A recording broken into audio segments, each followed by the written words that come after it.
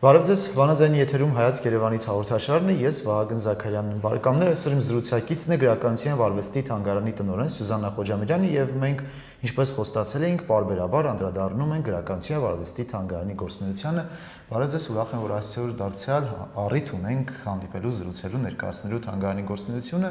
Նախ այս տարվա կարևոր իրադարձություններից էր Վիլյամ Սարոյանի ցուցադրության ներկայացումը եւ ամփոփումը։ Սկսենք Սարոյանից, այնուհետև անցնենք մյուս միջոցառումներին։ Բարև ձեզ, շնորհակալ եմ նորից մեր գործունեությանն անդրադառնալու համար։ Այո, 2026 թվականը սկսվեց Վիլյամ Սարոյանի նկարչական աշխատանքների միջազգային ցուցադրության ամփոփումով։ Պիտի նշեմ, որ աննախադեպ այցելությունների թիվ էինք գրանցել եւ շատ մեծ ոգևորություններ առաջացրել այս ցուցադրությունը այցելուների մոտ եւ այս ցուցադրության շրջանակում կնքված հուշագրի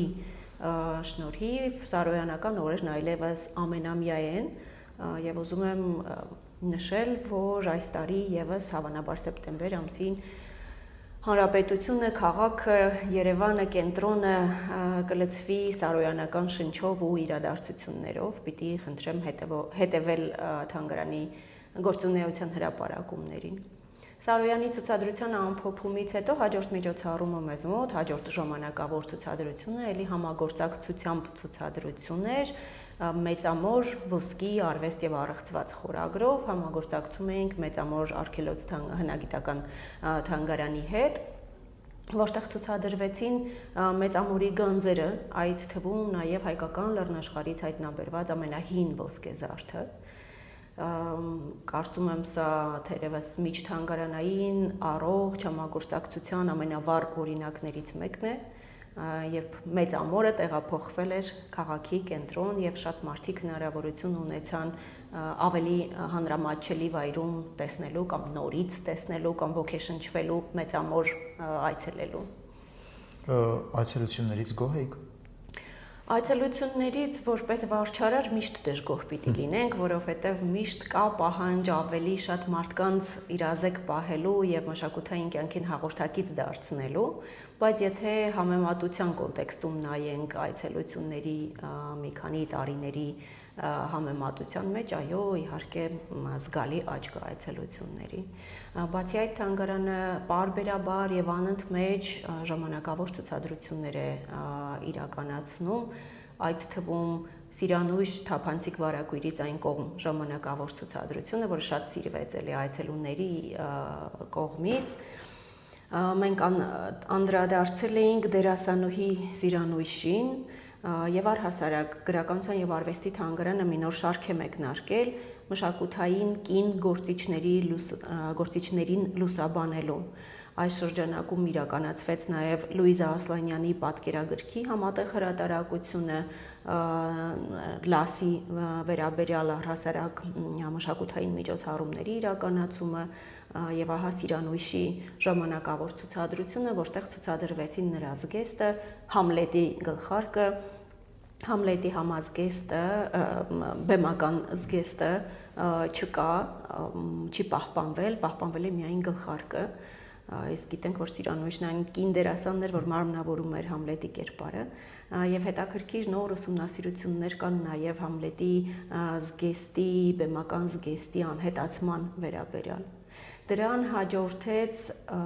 Վլադիլեն Բալյան կոմպոզիտորի աշխատասենյակ ժամանակավոր ցուցադրությունը։ Սա չափազանց կարևոր էր թե մշակութային տեսանկյունից, թե թանգարանի գործունեության տեսանկյունից, քանի որ այս միջոցառումով, այս ցուցադրությամբ հիմք դրվեց Վլադիլեն Բալյանի արխիվային ֆոնդի ստեղծման մեկնարկին։ Ժառանգները ցուցադրությունից հետո թանգարանին արդեն կնվիրեն Վլադիլեն Բալյանի արխիվային նյութերը, որը հենց կոմպոզիտորի կամքն է եւ որդին իրականացնում է, եւ սրանով նոր հնարավորություն կընձեռվի գիտական շրջանառության մեջ կդրվի այլևս նաեւ հռչակավոր կոմպոզիտորի ստեղծագործությունները, արխիվային նյութերը, նոթերը եւ այլն։ Մեզ դիտողները, լսողները քաջածանոթ են Վլադիլեն Բալյանի գործունեությանը եւ իսկապես շատ սիրված է եղել, քանի որ Հայաստան, Լիբանան այդ միության ղեկավարն է եղել երկար ժամանակահատված եւ այս պահին մեր զրույցը պետք է ընդմիջենք Վլադիմիր Բարյանի ստեղծագործությունից որևէ մեկը վայելելով, որից հետո կշարունակենք զրույցը բարեկամներ հիշեցնեմ, որ այսօր իմ զրուցակիցն է Գրականության եւ արվեստի թանգարանի տնօրեն Սյուզաննա Խոջամիրյանը, այս պահին կարճատև դադար է մեր եթերում։ Խնդրեմ։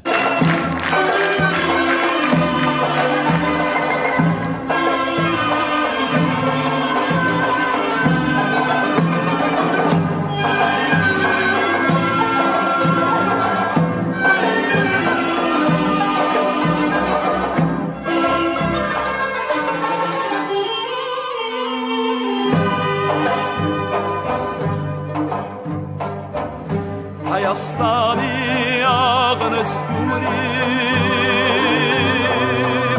դու խոսքաշեն սրամիտ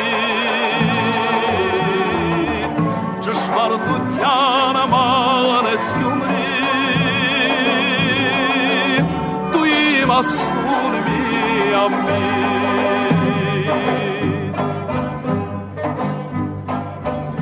աղջիկները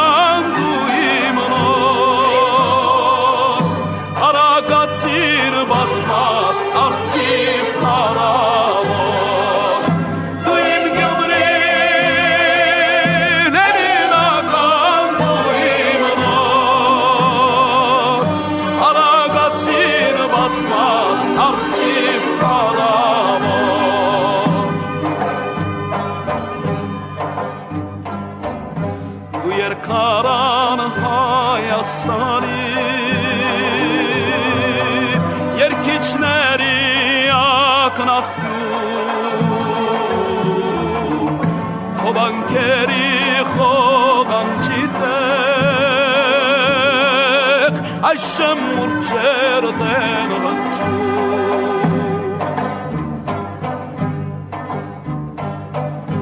Արագացըտ արքայական ոսկե թագն է քողի Հոմի քարն է լենինական Աշխարի հետ չեմ Դու իմ Գյումրին հենինական դու իմ նոր Արագացին բազմած արծիվ պարավոր Դու իմ Գյումրին հենինական դու իմ նոր Արագացին բազմած արծիվ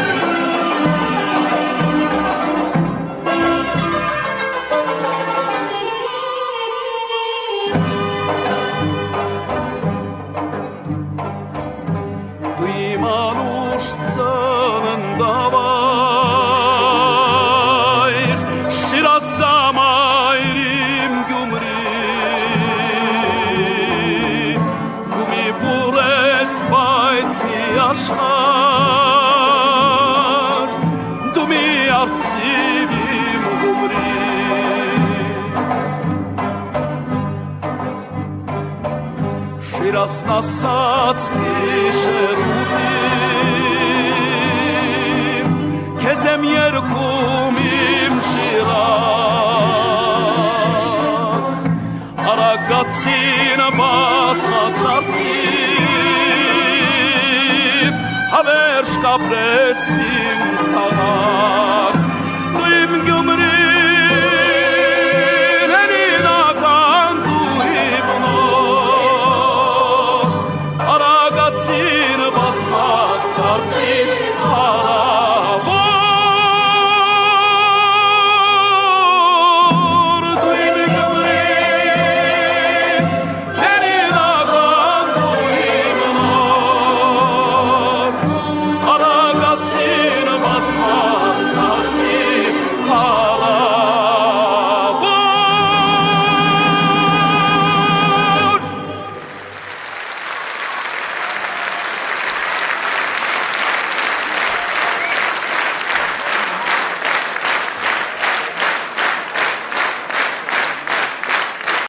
Բարեկամներ, շարունակվում է Հայաց Երևանից հաղորդաշարը Վանաձայնի եթերում։ Հիշեցնեմ, որ իմ զրուցակիցն է Գրականության վարվեստի թանգարանի տնօրեն Սյուզաննա Խոջամիրյանը, անդրադարձանք թանգարանի այս տարվա ծրագրերին, սակայն ծրագրերը շատ են։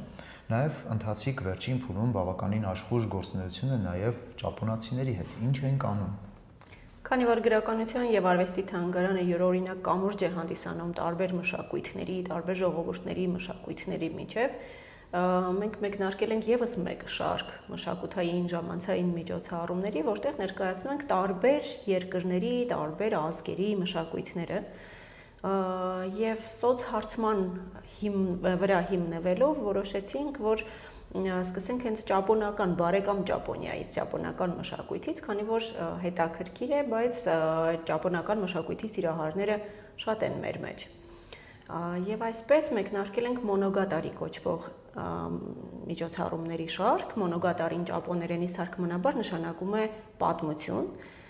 եւ անդրադառնում ենք ճապոնական շատ տարբեր պատմությունների, ճապոնական գրականություն, ճապոնական կինո, ճապոնական երաժշտություն, խոհանոց եւ այլն։ Ինչքան ժամանակ է շարունակվելու։ Մեկ ամյա ծրագիր կա արդեն մշակված, սա ամենամսյա միջոցառումների շարք է, ամիսը մեկ անգամ, հաջորդը տեղի կունենա հունիսի 25-ին, կանդրադառնանք ճապոնական նշանավոր մոչիի պատրաստմանը, դրա խորհրդին, դասախոսություն կլինի, թե ինչպես է ստեղծվել, ինչ խորհուրդ ունի, ճանապարհ է անցել եւ այլն, եւ ի վերջո կարծում եմ վերջ կդրվի ոչ իրական մոչիի պատրաստմանը, որ այսքան տարածված է մեր օրերում եւ ճապոնացիք շատ են այսպես բարձր գնահատում իրական պատրաստման եղանակը։ Շատ լավ, եւ պետք է անդրադառնանք նաեւ ջազին, թանգարանում ջազ է հնչում, ինչ ծրագիր է։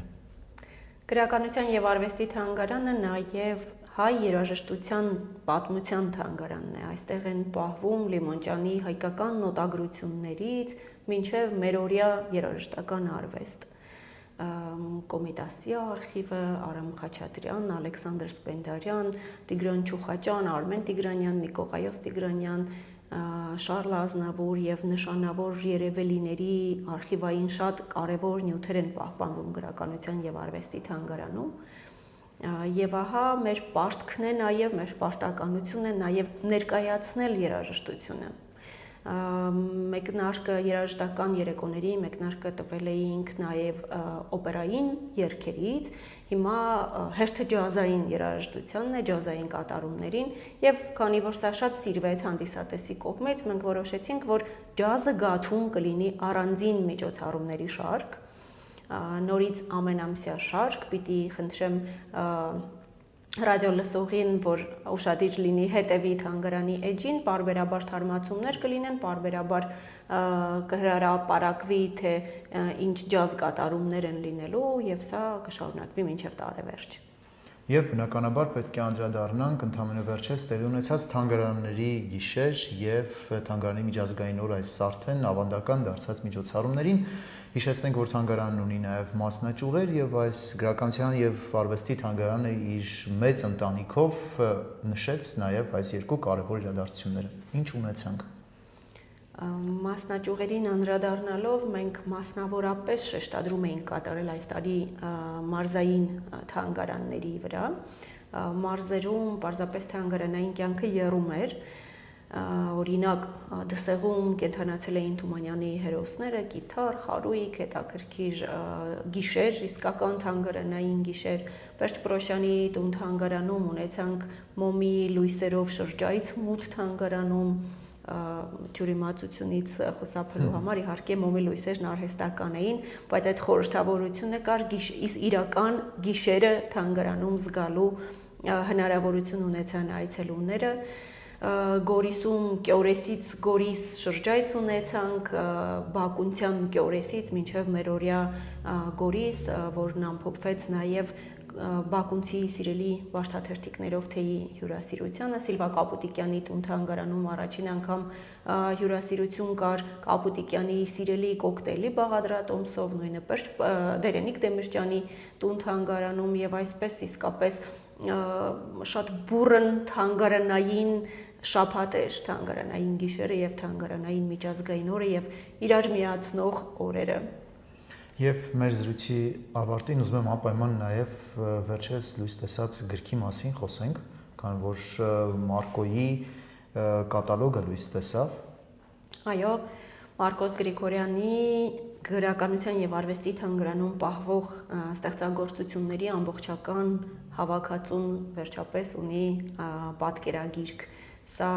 շատ երկար սպասված արդյունք է եւ բավականին լավ ստացված արդյունք է, որովհետև ունենք իսկապես հրաշալի պատկերագիրք, այստեղ ներառված է Մարկոսի գաթին նվիրաբերած ամբողջ հավաքածուն իր ստեղծագործությունների եւ որը լիահույս եմ, որ կլինի շարունակական եւ հաջորդիվ անդրադարձները կլինեն արդեն Մարկոս Գրիգորյանի անձնական հավաքածուն մեկ առ մեկ, ժանր առ ժանր եւ այլն։ Այս գրքի հրատարակությունը իսկապես կարևոր էր Մարկոսին մեկ անգամ եւս արժևորելու, նրան հարգանքի տուրք մատուցելու եւ առհասարակ Մարկոսի ուսումնասիրության նոր շարք մեկնարկելու տեսանկյունից։ Հասկանալի, իհարկե ծրագրերը շատ են, բնականաբար մենք մեկ հաղորդման ընթացքում չենք կարող անդրադառնալ վերջին մի քանի ամիսների գործունեության, սակայն կշարունակենք այս արդեն ձևավորված ավանդույթը եւ բարբերաբար կներկայացնենք գրականության արվեստի թանգարանի, ինչպես նաեւ մասնաճյուղերի գործունեությունը։ Շնորհակալություն նաեւ հարցազրույցի համար։ Բարեկամներ, հիշեցնեմ, որ այսօր իմ զրուցակիցն էր գրականության արվեստի թանգարանի տնօրեն Սյուզաննա Խոջամիրյանը, ես Վահագն Զաքարյանն եմ, հանդիպելու ենք հաջորդ չորեքշաբթի վանաձայնի եթերում։ Հաջողություն։